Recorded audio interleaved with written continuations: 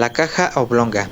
Hace algunos años, reservé una plaza para viajar desde Charleston a la ciudad de Nueva York, en el bonito paquebote Independence del capitán Hardy. Zarparíamos el día 15 de junio, si el tiempo lo permitía, y el 14 subí a bordo para arreglar algunas cosas en mi camarote. Me enteré de que los pasajeros iban a ser numerosos y que figurarían entre ellos un número de damas mayor que el de costumbre. En la lista aparecían los nombres de algunas de mis amistades y entre otros me alegré de ver al señor Cornelius Wyatt, un joven artista hacia el que yo sentía cálida amistad. Había sido condiscípulo mío en la Universidad de C, en la que éramos además íntimos amigos. Poseía el temperamento ordinario del genio y era una auténtica mezcla de misantropía, sensibilidad y entusiasmo. A estas cualidades unía el mejor corazón que jamás haya latido en pecho humano. Observé que su nombre figuraba en 3 tarjetas adheridas al dintel de 3 camarotes, y al consultar nuevamente la lista de pasajeros vi que había reservado plaza para él, para su esposa y para 2 hermanas suyas. Los camarotes eran suficientemente espaciosos y cada uno de ellos tenía 2 literas, una sobre la otra. Por supuesto, estas literas eran tan estrechas que en ellas no cabía más de una persona. Aún así, no podía comprender por qué se habían reservado 3 camarotes para aquellas 4 personas. En aquella época me hallaba yo en uno de esos momentos en los que el hombre se siente anormalmente curioso por cualquier cosa, y confieso, con vergüenza, que me entretuve en hacer una serie de conjeturas malas y buenas sobre aquel asunto del exceso de camarotes. Por supuesto que nada de aquello era cosa mía, mas no por ello insistí menos en tratar de resolver el enigma. Por fin llegué a una conclusión que me hizo preguntarme cómo no lo había pensado antes. Se trataba de algún sirviente, me dije. Qué estúpido no haber caído ante una solución tan evidente. Y una vez más consulté la lista, pero allí no vi el nombre de ningún sirviente que formara parte del grupo. Aún así, me fijé en que al parecer había anotado "y un criado", y luego se habían tachado las palabras. Oh, se tratará de equipaje extra, me dije a continuación.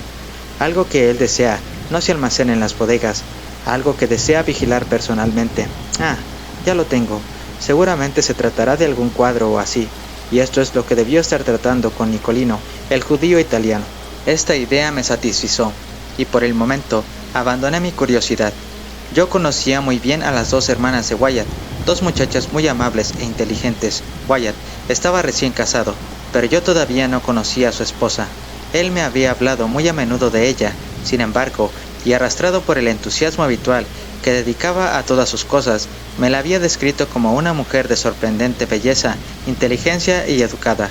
Por lo tanto, yo estaba deseando conocerla personalmente. En el día en que yo visité el barco, día 14, Wyatt y su familia también lo visitarían. Así me informó el capitán, y esperé a bordo 1 hora más del tiempo que yo tenía pensado, con la esperanza de ser presentado a la reciente esposa, pero entonces llegó hasta mí una nota de disculpa. La señora Wyatt se hallaba un poco indispuesta y no embarcará hasta el día siguiente, a la hora de zarpar.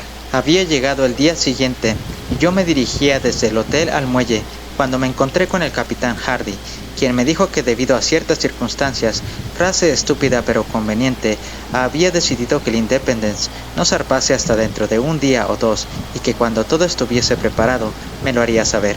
Pensé que esto era extraño, ya que en aquellos momentos soplaba una buena brisa del sur, pero como las circunstancias no se revelaron, por mucho que insistí sobre ello, no me quedó más remedio que regresar al hotel y rumiar en solitario mi impaciencia. No recibí el esperado mensaje del capitán hasta que transcurrió 1 semana. Inmediatamente fui a bordo. El buque estaba abarrotado de pasajeros y por todas partes se evidenciaba el bullicio de una pronta salida del puerto. El grupo de Wyatt llegó 10 minutos después de haberlo hecho yo. Allí estaban las 2 hermanas, la esposa y el artista, este último, al parecer, abrumado por una de sus venas de misantropía. Sin embargo, yo ya estaba muy acostumbrado a su temperamento para concederle alguna importancia. Ni siquiera me presentó a su esposa. Esta cortesía corrió a cargo de su hermana Marian, dulce e inteligente muchacha, quien, con pocas y apresuradas palabras, hizo la presentación. La señora Wyatt ocultaba su rostro tras espeso velo, y cuando la alzó, ante mi cortés inclinación, confieso que me quedé profundamente asombrado. Por supuesto, habría sentido en tales momentos un asombro mucho mayor de no haber estado acostumbrado a las entusiásticas descripciones de mi amigo el artista cuando las dedicaba a alguna mujer, y si el tema era la belleza, también conocía yo con cuánta facilidad se dejaba arrastrar hacia las regiones de lo profundamente ideal. Lo cierto es que no podía yo considerar a la señora Wyatt más que como una mujer corriente, de aspecto vulgar. Aunque no positivamente fea, creo que no estaba muy lejos de serlo. Sin embargo, vestía con gusto exquisito, y entonces no me cupo la menor duda de que la mujer había conquistado el corazón de mi amigo por las duraderas gracias del intelecto y del alma. La mujer pronunció muy pocas palabras e inmediatamente se retiró a su camarote con el señor Wyatt. Entonces se apoderó de mí, una vez más, la curiosidad. No había sirvientes, esto estaba ya claro. Por lo tanto, esperé a que llegara el equipaje. Tras alguna demora, llegó al muelle. Un carro transportando una caja oblonga de pino. Esto parecía ser todo. Tras embarcar la extraña caja, el buque zarpó enseguida, y al cabo de poco tiempo habíamos atravesado la barra para salir a alta mar. La caja en cuestión, repito, era oblonga. Tenía unos 6 pies de longitud por 2,5 de anchura. La observé cuidadosamente y por esto deseo ser preciso. Ahora bien, esta forma era peculiar, y tan pronto como la vi, casi me felicité a mí mismo por haber acertado en mis suposiciones. Se recordará que había llegado a la conclusión de que el equipaje extra de mi amigo, el artista, estaría formado por cuadros, o por lo menos un cuadro, pues yo sabía que desde hacía unas semanas estaba en contacto con Nicolino, y ahora allí estaba aquella caja que, por su forma, no podía contener otra cosa que no fuese una copia de La Última Cena, de Leonardo da Vinci, y yo sabía que desde hacía algún tiempo Nicolino poseía una copia de esta Última Cena pintada por Rubini, el joven, en Florencia. Por lo tanto, aquel punto quedaba aclarado. Cloqué con la garganta un par de veces cuando pensé en mi agudeza mental. Era la primera vez, al menos así yo lo creía, que Wyatt me ocultaba uno de sus secretos artísticos. Era pues evidente que estaba tratando de evitar mi curiosidad y contrabandear el hermoso cuadro, llevándolo hasta Nueva York, ante mis propias narices, y esperando sin duda alguna que yo no intuyera nada del asunto. Resolví seguir su juego y a la vez chancearme de él a placer. Sin embargo, hubo una cosa que me molestó un poco. La caja no fue a parar al camarote extra. Quedó depositada en el propio camarote de Wyatt, y allí permaneció ocupando casi la totalidad del suelo, sin duda, molestando mucho al artista y a su esposa, mucho más aún, debido a la brea o pintura que aparecía en el rótulo de la caja en forma de grandes letras, pintura que emitía, al menos para mí, un olor fuerte y desagradable. Sobre la caja se leía: Señora Adelaide Curtis, Albany, Nueva York. Envío de Cornelius Wyatt, Esq. Este costado, hacia arriba. Manéjese con cuidado. También yo sabía que la señora Adelaide Curtis, de Albany, era la madre de la esposa del artista, pero en aquel instante consideré la dirección en cuestión como una mixtificación dirigida especialmente a mi persona. Decidí, sin embargo, que la caja y su contenido nunca llegarían más al norte del país que el punto donde se encontraba el estudio de mi amigo, en Chambers Street, Nueva York. Durante los primeros 3 o 4 días disfrutamos de muy buen tiempo, aunque el viento había amainado mucho en cuanto perdimos la costa de vista.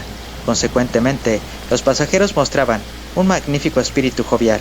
Sin embargo, debo exceptuarme yo, Wyatt y sus hermanas, que se comportaban muy rígidamente y, a mi parecer, poco cortésmente con el resto de la gente. No me extrañaba nada la conducta de Wyatt.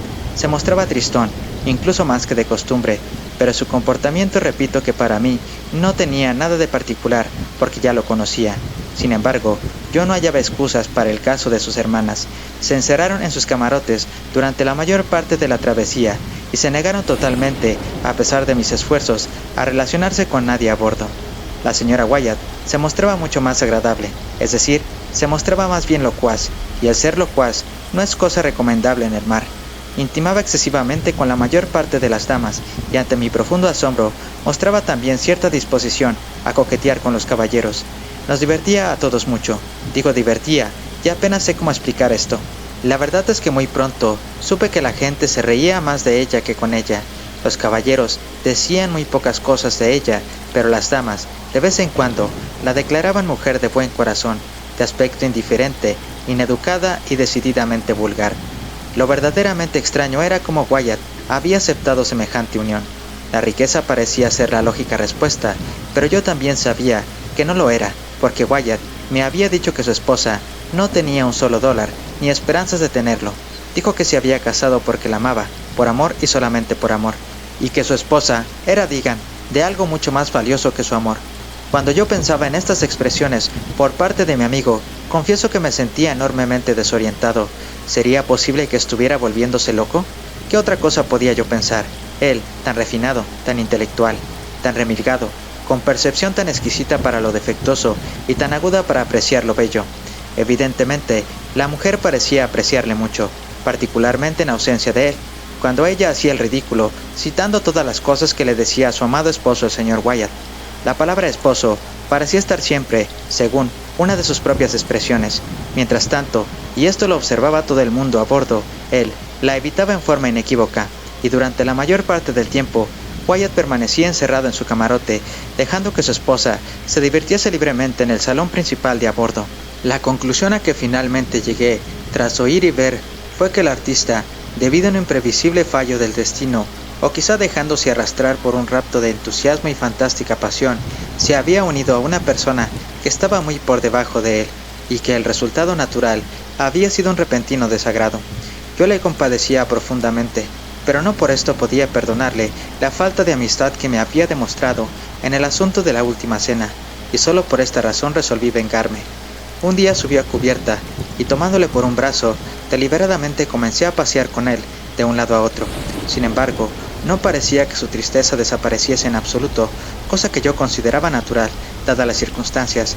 Habló poco, y lo poco que dijo lo expresó de mal humor, y con evidente esfuerzo. Aventuré un chiste o dos, y realizó un tremendo esfuerzo para esbozar una sonrisa.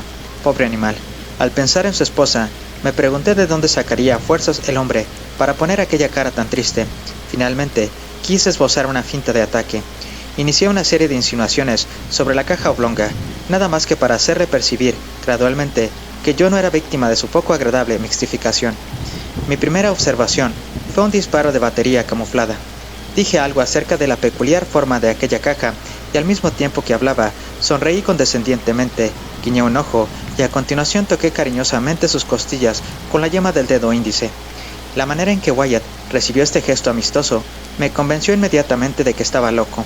Al principio, me miró como si hallase imposible comprender la agudeza de mi observación, pero cuando la idea comenzó a penetrar gradualmente en su cerebro, tuve la impresión de que los ojos se le iban a saltar de sus órbitas. Se sonrojó violentamente y después palideció, y acto seguido, como si lo que acabara yo de insinuarle fuese el chiste más divertido del mundo, comenzó a reír a carcajadas, con creciente vigor. Esta actitud duró por lo menos 10 minutos. En consecuencia, el hombre cayó sobre cubierta pesadamente. Cuando me apresuré a levantarle, parecía hallarse muerto. Pedí ayuda, y con grandes dificultades conseguimos hacerle recuperar el conocimiento. Al hacerlo así, habló incoherentemente durante algún tiempo. Finalmente, se le hizo una sangría y le acostamos. A la mañana siguiente, se había recuperado bastante, al menos en lo que se refería a su salud corporal. Por supuesto, de su mente no afirmó nada. Le evité durante el resto de la travesía por consejo del capitán, quien parecía coincidir conmigo totalmente sobre mis puntos de vista acerca del estado mental de mi amigo, pero al mismo tiempo me advirtió que no se lo comunicara a nadie de a bordo. Inmediatamente, después de todo esto, surgieron circunstancias que contribuyeron a acrecentar la curiosidad que ya me abrumaba. Entre otras cosas, la siguiente: me sentía nervioso, bebía té con exceso y dormía mal por la noche. En realidad, hacía 2 noches que no dormía casi en absoluto. Mi camarote estaba orientado al salón principal o comedor, como ocurría con los demás camarotes de los solteros. Los 3 alojamientos de Wyatt se hallaban más allá del salón principal, separados de este solo por una ligera puerta corrediza que jamás se cerraba, ni siquiera por las noches. Como constantemente navegábamos con buen viento, el buque escoraba de vez en cuando hacia estribor. Siempre que ocurría esto, la puerta corredera se deslizaba hacia un lado y quedaba abierta, sin que nadie se tomara la molestia de cerrarla. Pero mi camarote ocupaba tal posición que cuando yo tenía mi puerta abierta y a la vez se hallaba abierta la del salón, veía perfectamente los otros camarotes. Yo siempre tenía mi puerta abierta a causa del calor, y en consecuencia distinguía el lugar donde se hallaban los camarotes del señor Wyatt. Bien, pues durante 2 noches, no consecutivas, mientras yo permanecía tendido despierto en mi litera, vi claramente a la señora Wyatt que salía cautelosamente del camarote de su esposo y entraba al camarote extra, donde permanecía hasta el amanecer, momento en que su esposo la llamaba para que regresara al primer camarote. Estaba claro que, virtualmente, se hallaban separados. y tampoco había duda de que disponían de camarotes separados, quizá esperando el momento en que el divorcio fuese mucho más permanente. En todo aquello, después de todo, estaba el misterio que tanto me había intrigado, el misterio del camarote extra. Había otra circunstancia que también me interesaba mucho. Durante aquellas 2 noches que permanecí despierto e inmediatamente después de la desaparición de la señora Wyatt en el camarote extra, me llamaron la atención ciertos ruidos extraños y ahogados que partían del camarote de mi amigo Wyatt. Tras escuchar durante cierto tiempo, por fin logré traducir perfectamente su origen. Eran los ruidos del artista, que abría la caja oblonga con auxilio de algún cincel y martillo, y quizá este último se hallaba envuelto en algún trapo o almohadilla para evitar ruidos más estridentes. De esta forma, mi imaginación veía el momento preciso en que Wyatt alzaba la tapa de la caja y cómo depositaba esta última sobre la litera inferior de su camarote. Esto último lo imaginaba yo, a juzgar por el ruido de la madera contra los bordes de la litera, ya que en el suelo no le quedaba espacio para colocarla.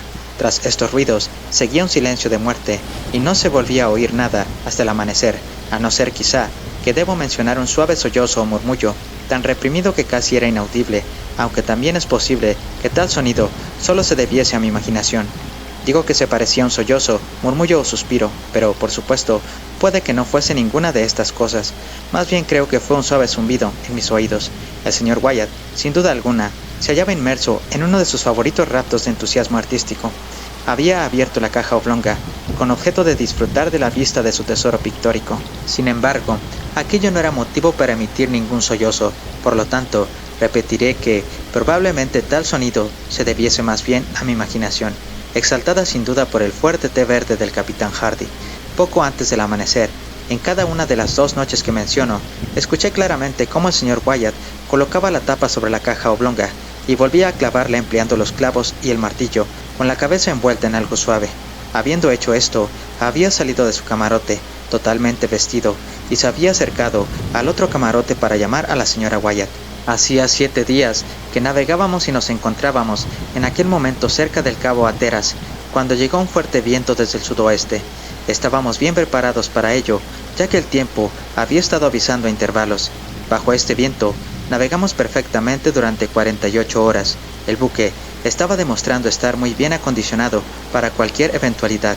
Sin embargo, al final de este periodo de tiempo, el fuerte viento se había convertido en un huracán hasta el punto de que llegamos a perder una de las velas mayores, que inmediatamente quedó hecha trizas. Las enormes olas comenzaron a saltar sobre la cubierta y muy pronto perdimos 3 hombres, la cocina y casi la totalidad de las amuradas de babor. Apenas nos habíamos dado cuenta de lo que estaba ocurriendo cuando la copa de trinquete se hizo 1000 pedazos. A continuación, el viento se calmó y durante algunas horas más navegamos a gran velocidad, aun cuando el viento no se había calmado por completo. No parecían presentarse señales de que la tempestad fuese a calmar.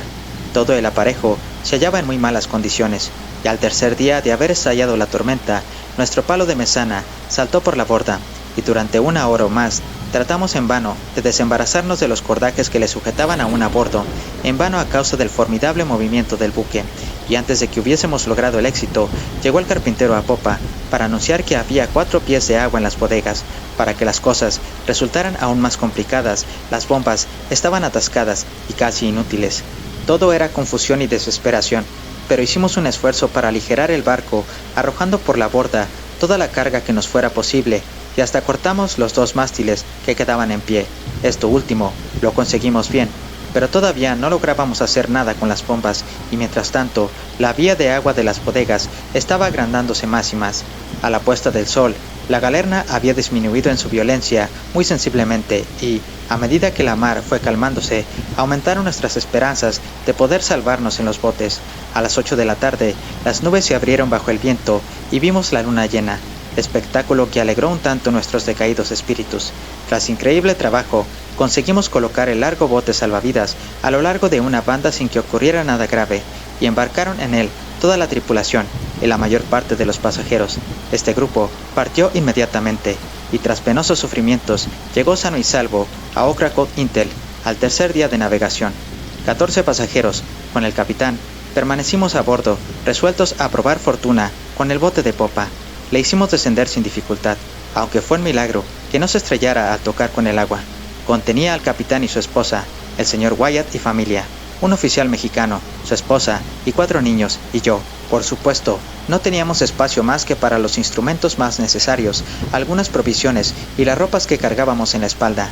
Nadie había intentado salvar ninguna cosa más.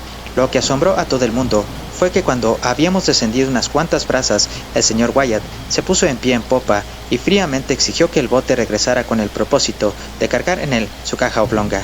«Siéntese, señor Wyatt», replicó el capitán, con tono un tanto duro. «Hará usted que el bote oscile si no se está quieto. Ya casi tocamos el agua». «La caja», vociferó el señor Wyatt, todavía en pie. «La caja. Oiga, capitán Hardy, usted no puede negarme eso. Su peso nada significará porque pesa muy poco. Por la madre que lo dio el ser, por el amor del cielo, por sus esperanzas de salvación, le ruego que me ayude a cargar esa caja». El capitán, durante un momento, pareció conmoverse por la angustiosa apelación del artista, pero al cabo de unos segundos volvió a adoptar su dura actitud y simplemente dijo: «Señor Wyatt, usted está loco. No puedo escucharle. Siéntese o de lo contrario, volcará la embarcación. Agarradle. Va a saltar afuera». Cuando el capitán gritó esto, el señor Wyatt, en efecto, había saltado desde el bote y como aún nos hallábamos a sotavento, realizando un esfuerzo prodigioso, pudo agarrar la soga que colgaba de las cadenas de proa. Al cabo de unos instantes, se hallaba a bordo nuevamente, corriendo frenéticamente hacia el camarote. Mientras tanto, nosotros habíamos sido arrastrados hacia la popa del barco y al alejarnos de su sotavento, quedábamos a merced del arbolado mar que aún permanecía agitado. Hicimos un esfuerzo por acercarnos más al buque, pero nuestro bote era como una pluma bajo el soplo de la tempestad. De una sola ojeada, nos dimos cuenta de que se había firmado la sentencia del artista.